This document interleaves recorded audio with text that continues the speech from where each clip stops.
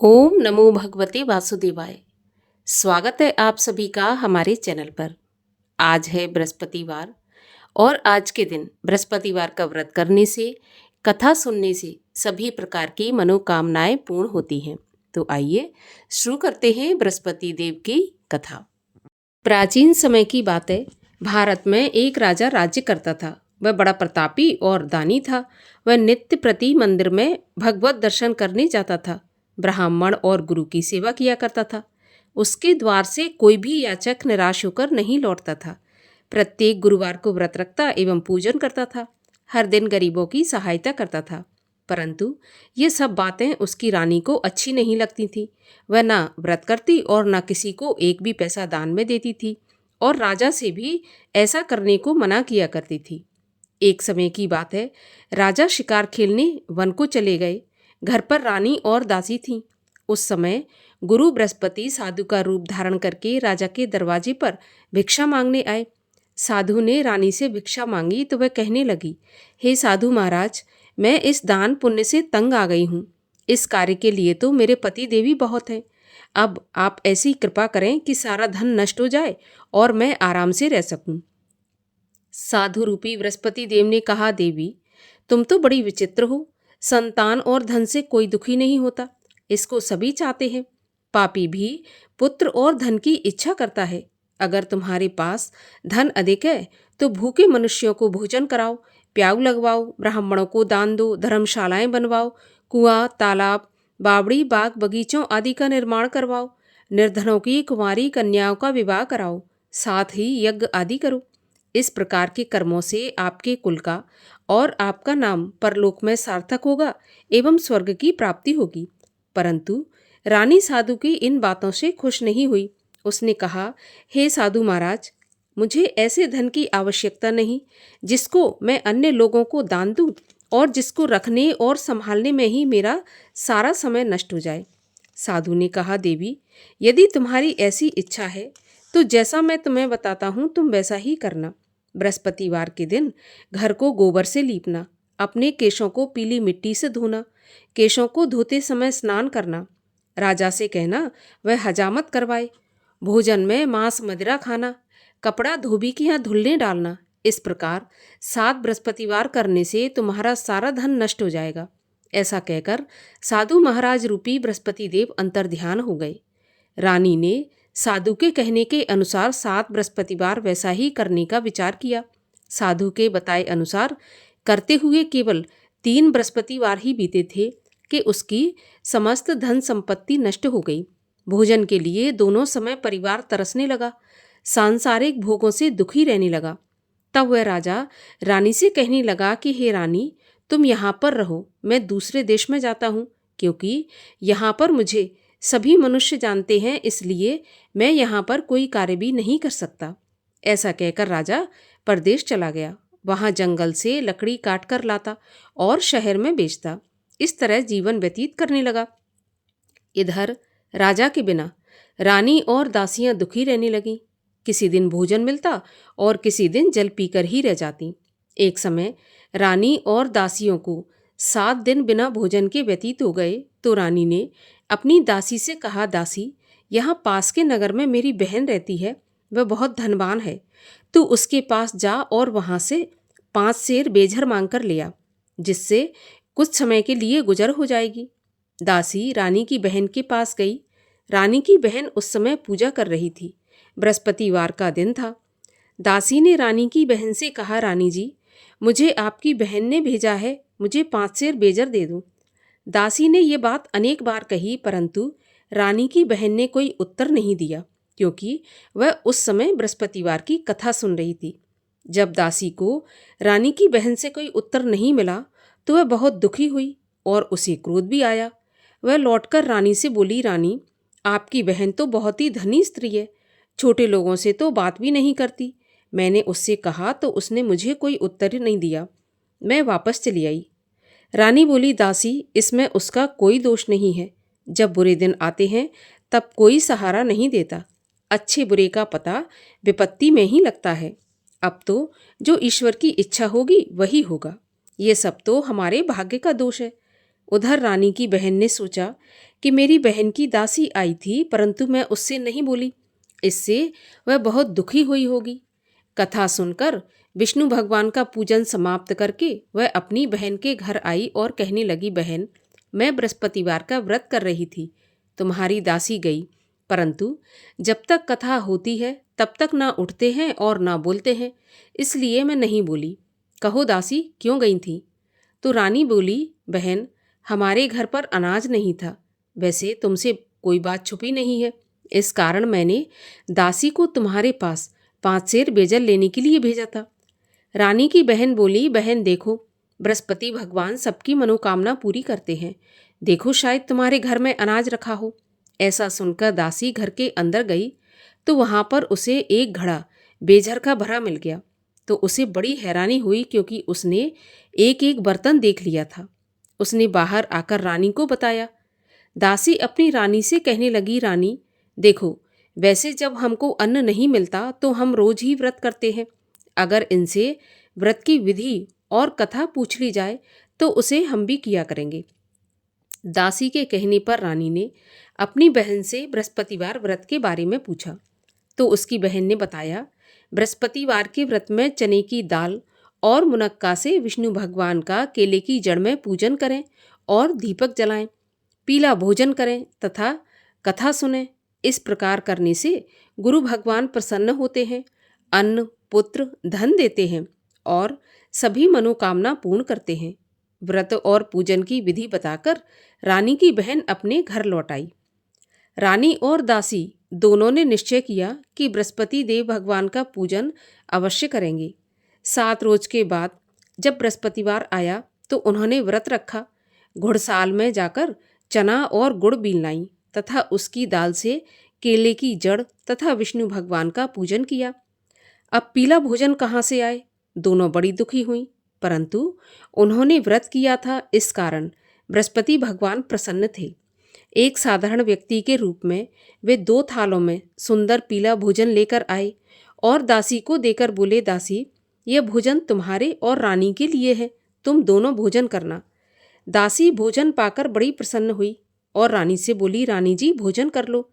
रानी को भोजन आने के बारे में कुछ पता नहीं था, इसलिए वह दासी से बोली, जा तू ही भोजन कर, क्योंकि तू हमारी व्यर्थ में हंसी उड़ाती है। तो दासी बोली, एक व्यक्ति भोजन दे गया है। रानी कहने लगी, वह भोजन तेरे लिए दे गया है तो तू ही भोजन कर। दासी ने कहा, वह व्यक्ति हम दोनों के लिए 2 थालों में भोजन देकर गया है, इसलिए मैं और आप दोनों ही साथ साथ भोजन करेंगी। दोनों ने गुरु भगवान को नमस्कार करके भोजन प्रारंभ किया। उसके बाद वे प्रत्येक बृहस्पतिवार को गुरु भगवान का व्रत और पूजन करने लगी। बृहस्पति भगवान की कृपा से उनके पास धन हो गया, परंतु रानी फिर पहले की तरह से आलस करने लगी। तब दासी बोली, देखो रानी, तुम पहले भी इस प्रकार आलस करती थी, तुम्हें धन के रखने में कष्ट होता था, इस कारण सभी धन नष्ट हो गया। अब गुरु भगवान की कृपा से धन मिला है तो फिर तुम्हें आलस होता है। बड़ी मुसीबतों के बाद हमने ये धन पाया है, इसलिए हमें दान पुण्य करना चाहिए। भूखे मनुष्यों को भोजन कराओ, प्याऊ लगवाओ, ब्राह्मणों को दान दो, कुआं, तालाब, बावड़ी आदि का निर्माण करवाओ, मंदिर, पाठशाला बनवाकर दान दो, कुंवारी कन्याओं का विवाह करवाओ। धन को शुभ कार्यों में खर्च करो, जिससे तुम्हारे कुल का यश बढ़े और स्वर्ग प्राप्त हो तथा पितृ प्रसन्न हो। दासी की बात मानकर रानी इसी प्रकार के कर्म करने प्रारंभ कर दिए। उसका काफी यश फैलने लगा। एक दिन रानी और दासी आपस में विचार करने लगीं कि ना जाने राजा किस दशा में होंगे, उनकी कोई खोज खबर नहीं है। गुरु भगवान से उन्होंने प्रार्थना की और भगवान ने रात्रि में राजा को सपने में कहा कि हे राजा, उठ, तेरी रानी तुझको याद करती है, अब अपने देश को लौट जा। राजा प्रातःकाल उठा। वह विचार करने लगा कि स्त्री जाति खाने और पहनने की ही साथी होती है, पर भगवान की आज्ञा मानकर वह अपने नगर को चलने के लिए तैयार हुआ। जब राजा परदेश गया तो परदेश में बहुत दुखी रहने लगा था।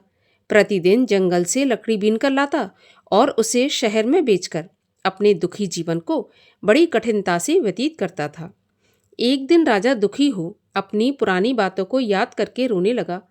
उस जंगल में बृहस्पति देव एक साधु का रूप धारण करके आए और राजा के पास आकर बोले, लकड़हारे, तुम इस सुनसान जंगल में किस चिंता में बैठे हो, मुझे बताओ। ये सुनकर राजा के नेत्रों में जल भर आया और साधु की वंदना करके बोला, प्रभु आप सब कुछ जानने वाले हैं। इतना कहकर राजा ने साधु को अपनी संपूर्ण कहानी सुना दी। महात्मा तो दयालु होते हैं। वे राजा से बोले, राजा तुम्हारी पत्नी ने बृहस्पति देव के प्रति अपराध किया था, जिसके कारण तुम्हारी ये दशा हुई। अब तुम किसी प्रकार की चिंता मत करो, भगवान तुम्हें पहले से अधिक धन देंगे। देखो, तुम्हारी पत्नी ने बृहस्पतिवार का व्रत प्रारंभ कर दिया है। अब तुम भी बृहस्पतिवार का व्रत करके चने की दाल और गुड़ जल के लोटे में डालकर केले का पूजन करो। फिर कथा कहो या सुनो, भगवान तुम्हारी सभी मनोकामनाओं को पूर्ण करेंगे। साधु को प्रसन्न देखकर राजा बोला, प्रभु मुझे लकड़ी बेचकर इतना पैसा नहीं बचता जिससे भोजन करने के उपरांत कुछ बचा सकूं। मैंने रात्रि में अपनी रानी को व्याकुल देखा है। मेरे पास कोई साधन नहीं जिससे उसका समाचार जान सकूं, और फिर मैं बृहस्पति देव की क्या कहानी कहूं, ये भी मुझको मालूम नहीं है। तो साधु ने कहा, राजा तुम किसी बात की चिंता मत करो। बृहस्पतिवार के दिन रोज की तरह लकड़ियां लेकर शहर में जाओ। तुम्हें रोज से दुगना धन प्राप्त होगा, जिससे तुम भली भांति भोजन कर लोगे और बृहस्पति देव की पूजा का सामान भी आ जाएगा। और बृहस्पतिवार की कहानी भी इस प्रकार से है। प्राचीन काल में एक बहुत ही निर्धन ब्राह्मण था। उसके कोई संतान नहीं थी। वह नित्य पूजा पाठ करता, परंतु उसकी स्त्री बहुत मलिनता के साथ रहती। वह न स्नान करती और न किसी देवता का पूजन करती। प्रातःकाल उठते ही सबसे पहले भोजन करती, बाद में कोई अन्य काम करती। ब्राह्मण देवता बहुत दुखी रहते थे। पत्नी को बहुत समझाते, परंतु उसका कोई परिणाम न निकलता। भगवान की कृपा से ब्राह्मण की स्त्री की कन्या उत्पन्न हुई। वह कन्या अपने पिता के घर में बड़ी होने लगी। वह बालिका प्रातः स्नान करके भगवान विष्णु का जप करती, बृहस्पतिवार का व्रत भी करने लगी। पूजा पाठ समाप्त करके स्कूल जाती तो अपनी मुट्ठी में जौ भर के ले जाती और पाठशाला के मार्ग में डालती जाती। वही जौ स्वर्ण के हो जाते तो लौटते समय उनको बीनकर घर ले आती। एक दिन वह बालिका सूप में उन सोने के जौ को फटक कर साफ कर रही थी। तभी उसकी माँ ने देख लिया और कहा, बेटी सोने के जौ को फटकने के लिए सोने का सूप होना चाहिए। दूसरे दिन गुरुवार था। इस कन्या ने व्रत रखा और बृहस्पति देव से प्रार्थना करके कहा कि प्रभु, यदि मैंने सच्चे मन से आपकी पूजा की हो तो मुझे सोने का सूप दे दो। बृहस्पति देव ने उसकी प्रार्थना स्वीकार कर ली। रोजाना की तरह वह कन्या जौ फैलाती हुई स्कूल चली गई। स्कूल से लौटकर जब वह जौ बीन रही थी तो बृहस्पति देव की कृपा से उसे सोने का सूप मिला। उसे वह घर ले आई और उसमें जौ साफ करने लगी, परंतु उसकी माँ का वही ढंग रहा। एक दिन की बात है, वह कन्या सोने के सूप में जौ साफ कर रही थी। उस समय उस नगर का राजकुमार वहां से होकर निकला। इस कन्या के रूप और कार्य को देखकर उस पर मोहित हो गया और राजमहल में आकर भोजन तथा जल त्याग कर उदास होकर लेट गया। जब राजा को राजकुमार द्वारा अन्न जल त्यागने का समाचार ज्ञात हुआ तो अपने मंत्रियों के साथ अपने पुत्र के पास गए और बोले, बेटा तुम्हें किस बात का कष्ट है? किसी ने अपमान किया है अथवा कोई और कारण है? मुझे बताओ, मैं वही करूँगा जिससे तुम्हें प्रसन्नता हो। तो राजकुमार ने अपने पिता की बातें सुनी तो बोला, मुझे आपकी कृपा से किसी बात का दुख नहीं है। किसी ने मेरा अपमान नहीं किया, परंतु मैं उस लड़की के साथ विवाह करना चाहता हूँ जो सोने के सूप में जौ साफ कर रही थी। यह सुनकर राजा आश्चर्य में पड़ गया और बोला, बेटा इस तरह की कन्या का पता तुम ही लगाओ, मैं उसके साथ तुम्हारा विवाह अवश्य करवा दूंगा। राजकुमार ने राजा को उस लड़की के घर का पता बताया। मंत्री उस लड़की के घर गया और राजा का आदेश ब्राह्मण को सुनाया। कुछ ही दिन के बाद ब्राह्मण की कन्या का विवाह राजकुमार के साथ संपन्न हो गया। कन्या के घर से जाते ही उस ब्राह्मण देवता के घर में पहले की भांति गरीबी का निवास हो गया। अब भोजन के लिए भी अन्न बड़ी मुश्किल से मिलता था। एक दिन दुखी होकर ब्राह्मण देवता अपनी पुत्री से मिलने गए।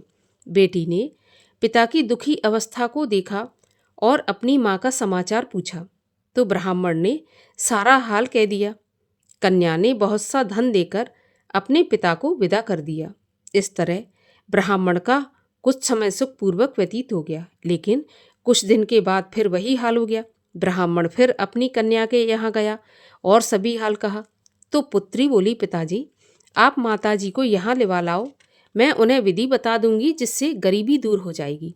ब्राह्मण देवता अपनी स्त्री को साथ लेकर राजमहल अपनी पुत्री के पास पहुँचे तो पुत्री अपनी माँ को समझाने लगी, माँ तुम प्रातःकाल उठकर प्रथम स्नान आदि करके विष्णु भगवान का पूजन करो तो सब दरिद्रता दूर हो जाएगी। परंतु उसकी माँ ने उसकी एक भी बात नहीं मानी। वह प्रातःकाल उठकर अपनी पुत्री का बचा झूठन खा लेती थी। एक दिन उसकी पुत्री को बहुत गुस्सा आया। उसने एक रात को कोठरी से सारा सामान निकाल दिया और अपनी माँ को उसमें बंद कर दिया। प्रातःकाल उसमें से उसे निकाला और स्नान आदि करा के पूजा पाठ करवाया तो उसकी माँ की बुद्धि ठीक हो गई।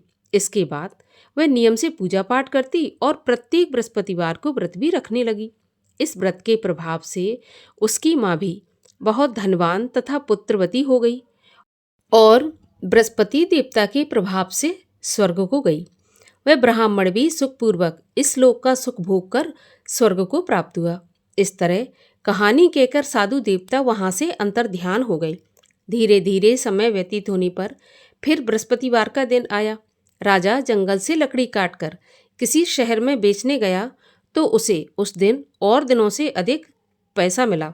राजा ने चना गुड़ आदि लाकर बृहस्पतिवार का व्रत किया। उस दिन से उसके सभी क्लेश दूर हुए। परंतु जब अगला गुरुवार आया तो वह बृहस्पतिवार का व्रत करना भूल गया। इस कारण बृहस्पति भगवान नाराज हो गए। उस दिन उस नगर के राजा ने विशाल यज्ञ का आयोजन किया तथा अपने समस्त राज्य में घोषणा करवा दी कि कोई भी मनुष्य अपने घर में भोजन न बनाए, आग भी न जलाए। समस्त जनता मेरे यहाँ भोजन करने आए और इस आज्ञा को जो नहीं मानेगा उसको फांसी की सजा दी जाएगी। राजा की आज्ञा के अनुसार राज्य के सभी वासी राजा के भोज में सम्मिलित हुए, लेकिन लकड़हारा कुछ देर से पहुंचा, इसलिए राजा उसको अपने साथ महल में ले गए। जब राजा लकड़हारे को भोजन करा रहे थे तो रानी की दृष्टि उस खूंटी पर पड़ी जिस पर उसका हार लटका हुआ था। उसे हार खूंटी पर लटका दिखाई नहीं दिया। रानी को निश्चय हो गया कि मेरा हार इस लकड़हारे ने चुरा लिया और उसी समय सैनिक बुलवाकर उसको जेल में डलवा दिया। जब लकड़हारा जेल खाने में गया तो बहुत दुखी होकर विचार करने लगा कि न जाने कौन से पूर्व जन्म के कर्म से मुझे यह दुख प्राप्त हुआ है, और उसी साधु को याद करने लगा जो कि जंगल में मिला था। उसी समय तत्काल बृहस्पति देव साधु के रूप में प्रकट हो गए और उसकी दशा को देखकर कहने लगे, अरे मूर्ख, तूने बृहस्पति देवता की कथा नहीं की, इसी कारण तुझे दुख प्राप्त हुआ है। अब चिंता मत कर, बृहस्पतिवार के दिन जेल खाने के दरवाजे पर 4 पैसे पड़े मिलेंगे, उनसे तू बृहस्पति देव की पूजा करना तो तेरे सभी कष्ट दूर हो जाएंगे। अगले बृहस्पतिवार उसे जेल के द्वार पर 4 पैसे मिले। राजा ने पूजा का सामान मंगवाकर कथा कही और प्रसाद बांटा। उसी रात्रि को बृहस्पति देव ने उस नगर के राजा को स्वप्न में कहा कि राजा, तूने जिस आदमी को जेल खाने में बंद कर दिया है वह निर्दोष है, वह राजा है, उसे छोड़ देना। रानी का हार उसी खूंटी पर लटका हुआ है। अगर तू ऐसा नहीं करेगा तो मैं तेरे राज्य को नष्ट कर दूंगा। राजा प्रातःकाल उठा और खूंटी पर हार टंगा देखकर लकड़हारे को बुलाकर क्षमा मांगी और राजा के योग्य सुंदर वस्त्र आभूषण भेंट करके उसे विदा किया। गुरुदेव की आज्ञा के अनुसार राजा अपने नगर को चल दिया। राजा जब नगर के निकट पहुंचा तो उसे बड़ा आश्चर्य हुआ। नगर में पहले से अधिक बाग, तालाब, कुएं तथा बहुत सी धर्मशालाएं, मंदिर आदि बने हुए थे। राजा ने पूछा, ये किसका बाग और धर्मशाला है? तब नगर के सब लोग कहने लगे कि ये सब रानी और दासी ने बनवाए हैं। तो राजा को आश्चर्य हुआ और गुस्सा भी आया। जब रानी ने यह खबर सुनी कि राजा आ रहे हैं तो उसने अपनी दासी से कहा कि दासी, देख राजा हमको कितनी बुरी हालत में छोड़ गए थे। हमारी ऐसी हालत देखकर वह लौट न जाएं, इसलिए तू दरवाजे पर खड़ी हो जा। रानी की आज्ञा के अनुसार दासी दरवाजे पर खड़ी हो गई। जब राजा आए तो उन्हें अपने साथ महल में लिवा लाई। तब राजा ने क्रोध करके अपनी तलवार निकाली और पूछने लगा, बताओ यह धन तुम्हें कैसे प्राप्त हुआ है?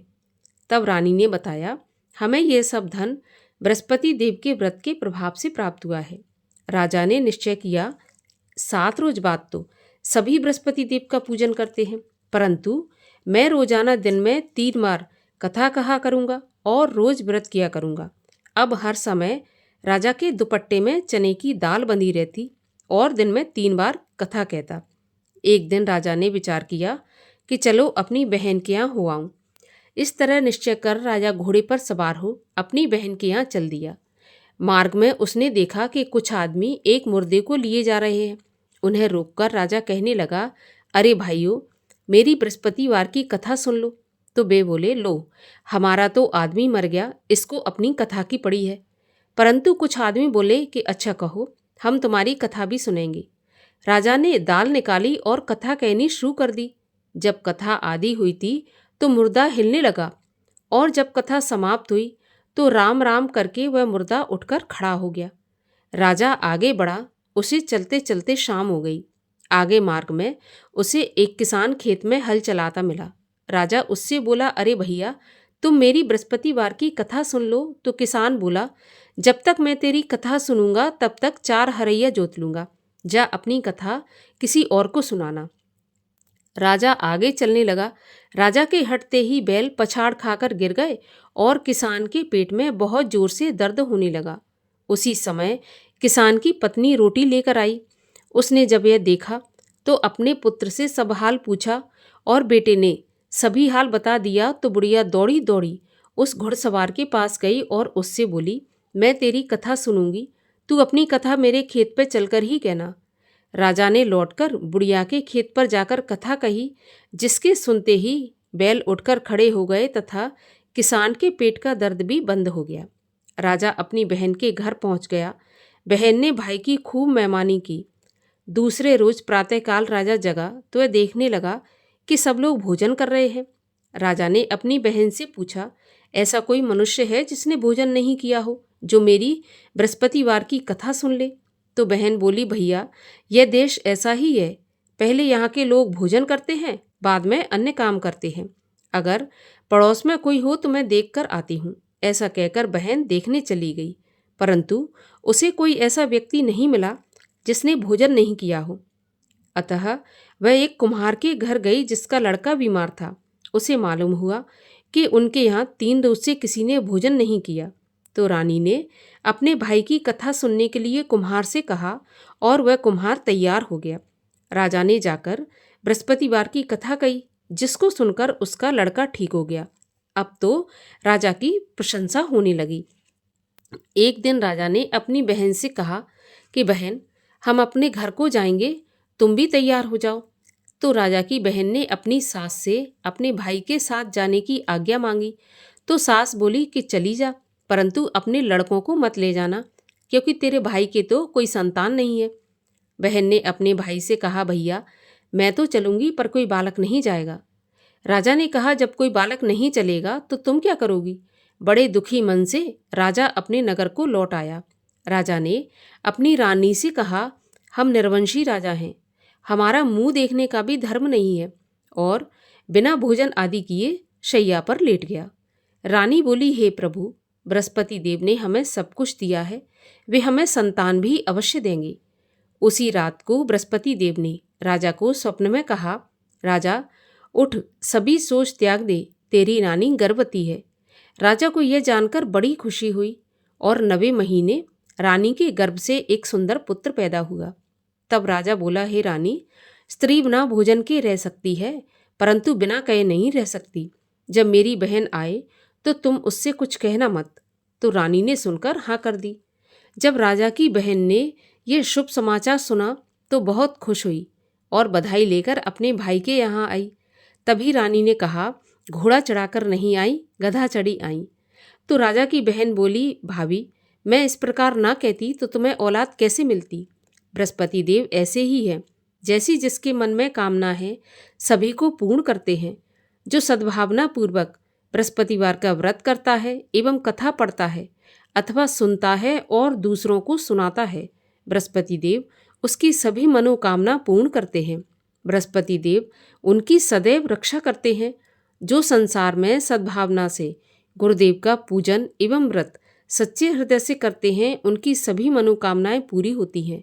जैसी सच्ची भावना से रानी और राजा ने बृहस्पति देव की कथा का गुणगान किया तो उनकी सभी इच्छाएं बृहस्पति देव ने पूर्ण की थीं। इसलिए सबको कथा सुनने के बाद प्रसाद लेकर जाना चाहिए और हृदय से उनका मनन करते हुए जयकारा बोलना चाहिए। बोलिए बृहस्पति भगवान की जय। और आइए अब करें बृहस्पति देव की आरती। ओम जय बृहस्पति देवा, स्वामी जय बृहस्पति देवा, छिन्न छिन्न भोग लगाऊं कदली फल मेवा। ओम जय बृहस्पति देवा, तुम पूर्ण परमात्मा, तुम अंतर्यामी, जगत पिता जगदीश्वर, तुम सबके स्वामी। ओम जय बृहस्पति देवा, चरणामृत निज निर्मल, सब पातक हरता, सकल मनोरथ दायक, कृपा करो भरता। ओम जय बृहस्पति देवा, तन मन धन अर्पण कर, जो जन शरण पड़े, प्रभु प्रकट तब होकर, आकर द्वार खड़े। ओम जय बृहस्पति देवा, दीन दयाल दयानिधि, भक्तन हितकारी, पाप दोष सब हरता, भव बंधन हारी। ओम जय बृहस्पति देवा, सकल मनोरथ दायक, सब संशय हारो, विषय विकार मिटाओ, संतन सुखकारी। ओम जय बृहस्पति देवा, जो कोई आरती प्रभु की प्रेम सहित गावे, जेठानंद आनंद कर, सो निश्चय पावे। ओम जय बृहस्पति देवा। बोलिए विष्णु भगवान की जय, बृहस्पति देव भगवान की जय।